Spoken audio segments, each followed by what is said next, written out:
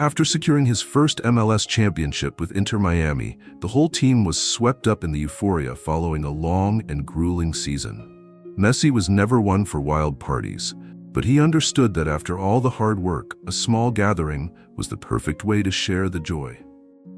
Instead of choosing a glamorous restaurant downtown, he suggested a more modest option, a traditional Latin eatery tucked away in Miami's Little Havana neighborhood. It was a place he had stumbled upon shortly after arriving in the U.S. during a quiet walk with Antonella, without any bodyguards or fanfare. No grand hall, no stage lights, just a few rows of wooden tables and colorful paintings on the walls, evoking the spirit of the Caribbean and South America. That night, Messi arrived with a few close teammates, Busquets, Jordi Alba, and 2 members of the coaching staff. They took a discreet table in the back, away from curious eyes. Light salsa music played from an old speaker at the bar, blending into the lively but laid-back atmosphere. No one in the restaurant imagined that the man in the plain white t-shirt and baseball cap, speaking in a quiet voice, was Lionel Messi, the same man who had just hoisted the MLS Cup a few days earlier. There were no reporters, no live streams, no waves of public praise. Just soft clinks of glasses, a few laughs about post-match moments, and the quiet relief of people who had finally reached the end of a long road. For Messi, that moment wasn't about celebrating a trophy, it was about reconnecting with something simple and real. Something that the high-stakes world of elite football rarely allowed him to touch. He had no idea that, in this moment of peace, a chance encounter was quietly unfolding, one that would make this night more unforgettable than any goal he'd ever scored. Anna stepped out from behind the counter, holding a tray of water and an old leather menu, its edges frayed from years of use. She moved quickly but gently, her face showing signs of exhaustion, yet her eyes held a steady patience, the kind all longtime servers eventually learn to carry. Anna greeted Messi's table with a polite smile, her gaze pausing briefly when she saw the man in the cap looking down at his phone. There was something familiar about him, but she didn't dwell on it. She wasn't the type to overanalyze her customers, especially on nights like this, when the restaurant was busy. Messi looked up just as she placed the glasses down. Their eyes met for only a second, long enough for him to notice the fatigue at the corners of hers. But what caught his attention even more was the way she poured water, both hands steady on the glass, placing it down without a sound. It wasn't just the careful touch of a good worker, it was the quiet precision of someone who couldn't afford to make mistakes. While his teammates chatted animatedly about formations and final passes, Messi quietly observed. She wasn't as young as a college student working a side job, but she wasn't old either. Something in her cautious movements reminded him of someone, maybe his mother, who once worked double shifts back in Rosario to keep their family afloat. The canvas shoes Anna wore were worn thin, heels frayed, her apron was tied hastily, the strap twisted at her back, and her order pad was held together with tape. Everything about her said she was used to living frugally, even sacrificing parts of herself for something bigger. When Anna turned to walk away and fetch the appetizers, Messi found himself watching her go. He couldn't quite explain why, but something stirred quietly inside him. It wasn't pity. It was a deeper kind of empathy, as if he was catching a glimpse of a world he'd once belonged to. A world where every step had to be calculated, every dream came at a steep price. And the people who managed to carry on quietly within that world were often the strongest of all. A few minutes later, when Anna returned with the first course, she set the plates down without much comment, just a small nod. This time, though, Messi was the one to speak first. His voice low, slow, laced with his native Spanish. "How long have you been working here?" Anna looked up, surprised, a bit unsure. But then she answered softly, "Almost 3 years. I usually take the evening shift." Messi nodded, not asking anything further, but his eyes didn't leave her. He wasn't interrogating, he wasn't curious in a shallow way, he just saw her. And in his heart, he knew, sometimes all a person needs is for someone to actually see their exhaustion, to acknowledge that they're still standing despite it all. And that night for Messi, the recent victory no longer felt like the most important thing. Maybe what truly mattered was unfolding right in front of him, a woman doing everything she could to hold on to what she loved most. and he wanted to understand her better. As Anna walked away to serve another table, Messi quietly watched her figure fade behind the kitchen counter. It wasn't curiosity, it was something deeper. A subtle tug inside him, as if he had just missed something long worth noticing. He turned to glance at his teammates, still laughing, still replaying that final minute goal in the championship match. Everything around him felt warm and light. But his mind lingered on the woman with a slight limp and eyes that looked like they hadn't truly rested in years. A short while later, Anna returned with the main course. She wore the same polite smile, but as she placed the plates on the table, Messi noticed her hands were trembling slightly. He didn't say anything. He waited until she turned away, then lowered his gaze to her hands. There were red marks from carrying heavy trays, a chipped nail, and a bandage wrapped around her left wrist. This woman, he realized, didn't just work hard, she survived hard. When Anna returned to refill the water glasses, Messi gently asked, this time in clearer Spanish, warm but never intrusive, "How old is your son now? What grade is he in?" The question caught Anna off guard. Her eyes widened slightly. How did this man know she had a child? I didn't say anything, she stammered. Messi smiled softly. You didn't have to. There's some baby food powder on your apron, a crayon drawing clipped to your order pad. And the way you check your phone after every missed call looks just like my wife when she's thinking about the kids. Anna froze for a moment, then let out a small laugh, like a tiny crack had finally formed in the tough shell she'd worn all night. He's in preschool, but he has a neurological condition, so I've been working extra shifts to cover the therapy. Messi nodded, not a word of pity. No generic, stay strong, or it'll be okay. He just listened. And that in itself made Anna exhale. She didn't need sympathy. She didn't want promises. She just needed someone, anyone, to really see her. Not just as a server with a tray, but as a person with a life, a weight, and a reason. Back in his seat, Messi felt quiet. Anna's story stirred something in him. A memory of Rosario, of his mother working late hours, hands rough, feet sore, yet never once complaining. People like her, like Anna, who worked quietly behind the scenes without spotlights or awards, they were the real heroes. And that night, with the stadium lights already off and the cheers long faded, Messi understood something simple yet profound. Maybe true victory isn't about what's on the scoreboard. Maybe it's about recognizing the quiet struggles around us in the most ordinary, overlooked moments. The meal carried on joyfully, but Messi had grown quieter. No one at the table noticed. He was always the quiet one, after all. But this time, something had truly taken hold of him. The stories of the match drifted past his ears. He nodded on cue, chuckled when someone mentioned the game-winning shot. But his eyes stayed fixed on the counter, where Anna was now adjusting receipts, folding napkins, and calming a table that had just complained about their order. He waited for her to return to clear a few empty plates. As she quietly gathered the dishes, Messi leaned in slightly, his voice so low it was almost just for her. Do you ever think about going back to music? Anna froze. The question hit like a wave. She gripped the plate tighter, as if trying to do something, anything, to keep herself from crying.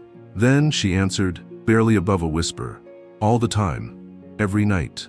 But I try not to think too long. If I do, it gets harder to wake up for work in the morning. Messi didn't respond right away. He just looked at her, with the kind of gaze only someone who's been there could give. My brother used to say, Anna murmured, that music was the only thing that made me feel like myself.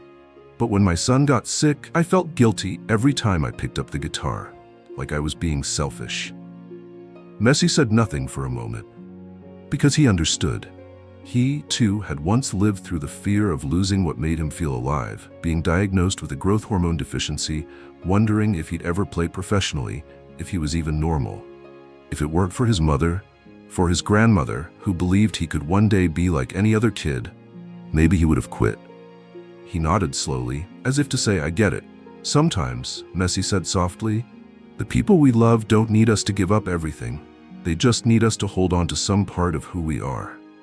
Anna looked at him, no longer guarded, no longer standing behind the invisible wall between customer and server. In front of her wasn't a global icon with Ballon d'Ors, just a man who knew what it felt like to struggle with identity, with dreams, with duty. and who had somehow made it through. When Anna turned to return to work, Messi pulled out his phone. He typed quickly and sent a message to his assistant, just a few words. "Get me the profiles for child neurology support programs in Florida. First thing tomorrow. Also, reach out to La Familia Foundation." He set his phone down gently on the table. The fire in his eyes had shifted, no longer the fire of a recent win, but the quiet resolve of someone who knew. It was time to use the fortune he'd been given to do the right thing. For someone else. When Messi left the restaurant, there were no grand goodbyes. He simply nodded at the staff and gave Anna a thank you like any regular customer would. No one could have known that in his gaze, there was something much deeper, something already decided before he even stepped out of the old wooden doors of that small eatery in Little Havana. Outside, the night had fully settled in. The breeze from Biscayne Bay floated through the streets, carrying its familiar salty scent and the rare calm of a Miami without stadium lights. Messi got into the familiar black SUV. As the door closed behind him, he didn't speak to the driver. He simply pulled out his phone and typed a message. "Transfer $50,000 to the Florida Pediatric Medical Fund. Beneficiary, Ana L. Hernandez, for her son's treatment at Pine Hills Speech and Rehabilitation Center. Anonymous, but include a note." Then he attached a single line for the note. "So your son can one day hear the music you once played. Play again when you're ready. Someone who survived because of what they loved." The next morning, while Anna was wiping down tables and getting the restaurant ready to open, the manager, Mr. Martinez, called her to the back. He didn't say a word. Just handed her a small sealed envelope with the simple label, "For Anna only." Confused, Anna opened it. Inside was a check and a handwritten card, the lettering elegant, almost calligraphy. She read it slowly, each word landing like a stone in her chest. By the time she reached the final line, her hands trembled. For the first time in months, she sank to the floor, covering her mouth with both hands to keep herself from sobbing aloud. No one in the restaurant knew what was going on, but Mr. Martinez stood beside her, gently placing a hand on her shoulder. "He asked your name right after you left the table," he said softly. "I think it was the first time someone noticed you always cleared dishes with one hand, so the other wouldn't touch the sore wrist." Anna looked at him, eyes glassy, and nodded. The explanation didn't shock her. She'd heard that voice, warm, quiet, and true. It wasn't the voice of a celebrity or a wealthy patron. It was the voice of someone who knew that kindness doesn't need to be loud. Later that same day, around noon, Anna made a phone call to the hospital. Her voice still shook, but for the first time she was able to ask about the best treatment option. Not the just enough to get by plan, but the full package. The one that might actually allow her son to hear the music she used to play. And somewhere else, in a quiet morning training session with Inter Miami, Messi knew he had just delivered an assist that mattered more than any goal. A silent pass, but perfectly placed, straight to the heart. A week later, Anna was on her way to her son's routine therapy appointment when her phone rang, an unfamiliar number. On the other end was a gentle, professional voice. "Hello, Miss Hernandez. I'm calling from Pine Hills Speech and Rehabilitation Center. We have an important update regarding your son's file. A humanitarian organization, La Familia Foundation, has confirmed they will sponsor your son's full treatment for the next 2 years.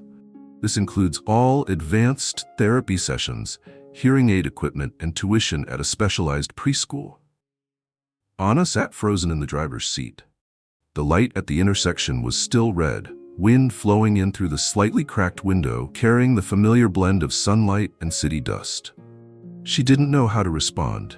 Her hands gripped the steering wheel. Her lips trembled, as if she wanted to ask again, just to make sure she'd heard right. But the woman on the line continued, her voice calm and kind. "This support comes with one condition only. The beneficiary doesn't need to publicly name their donor. Just continue living and keep nurturing your passion." Anna glanced up at the rearview mirror. She saw herself, a young mother with dark circles under her eyes, hair pulled back hastily, lips pressed tight to stop tears from falling in the middle of traffic. But in that reflection, for the first time in a long while, she saw a small light beginning to flicker again. "Thank you. Thank you." It was all she could say, voice shaking, heart pounding like a child unwrapping a gift they never dared to ask for. That afternoon, Anna returned home, tucked her son in for a nap, and opened the drawer she hadn't touched in months, the one holding her old keyboard. It was a second-hand electric piano, a gift from her brother, dusty from disuse. She wiped each key carefully, sat on the wooden stool, and switched it on. The tiny power light still glowed. Her fingers trembled as they pressed the C key. A note rang out, soft, thin, but alive, and she began to play.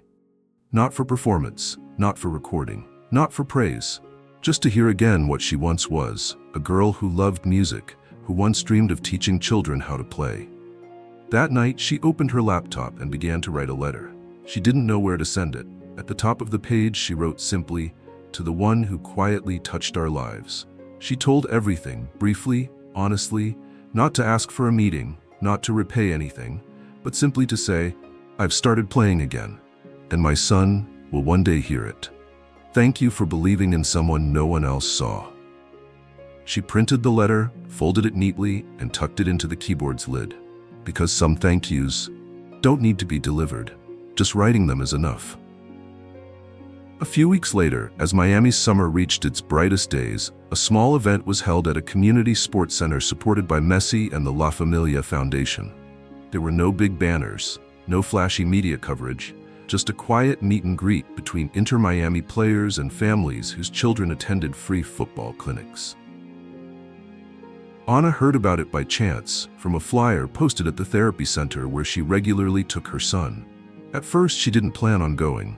She didn't feel like she belonged in places like that, where everyone smiled brightly and spoke about the future with words she had once considered a luxury. But her son, Mateo, insisted. Thanks to his new hearing device, he could now make out more sounds. And when he heard the word Messi, his eyes lit up like someone had switched on the sun. So they went. Anna wore a simple linen dress, her hair tied back neatly, holding Mateo's hand. The little boy ran across the small soccer field like a kitten discovering freedom for the first time. Anna stood at the edge of the field, away from the crowd, never expecting to see him again.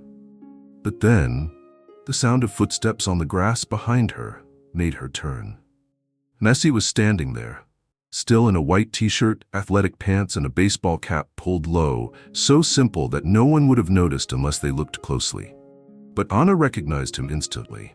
Not because of how he looked, but because of his eyes.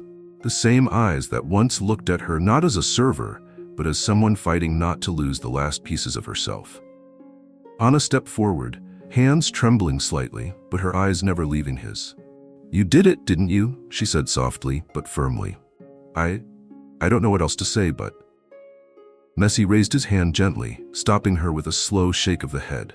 He smiled, that same humble, warm smile, like autumn sunlight through a window.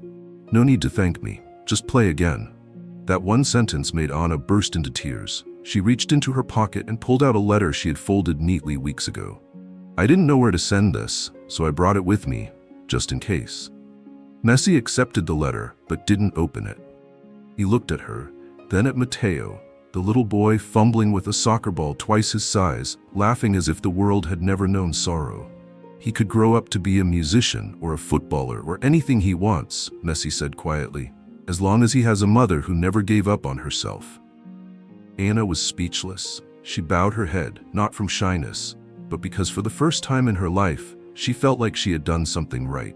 Not just surviving, but passing something on to her son, who would grow up in a world full of challenges. Before leaving, Messi bent down and whispered to Mateo, his hand gently resting on the boy's shoulder. "Next time we meet, bring your instrument, okay? I want to hear you play a song." And then he walked away, the same way he had arrived, quietly, without an audience, without applause. Anna remained in the middle of the field, her hand gripping the letter she had just given away. For the first time, she didn't feel like she owed anyone anything. Instead, she carried with her a new promise. A promise to become a source of strength for others like herself, just as she once received. And somewhere in the background, in the laughter of children, in the light steps of a superstar without a crown, an invisible thread had been tied. Between someone who had once risen from hardship and someone now learning to turn that hardship into power. The story between Messi and Anna isn't just a touching slice of everyday life. It's a profound, quiet, and powerful lesson about humanity, empathy, and the value of passing it on. First and foremost, kindness doesn't need to be loud. Messi didn't show up like a hero, didn't make promises to change someone's life. He simply saw someone who was tired and chose to stop. In a world where we often breeze past each other, where saying stay strong is easier than truly pausing, Messi's action is a reminder. Sometimes, a look of understanding or a question asked at the right moment is worth more than a long speech on compassion. Second, even broken dreams can be reignited if someone gently touches them. Anna used to dream. She used to play music. She once loved it with her whole heart. But like so many adults, life made her choose reality.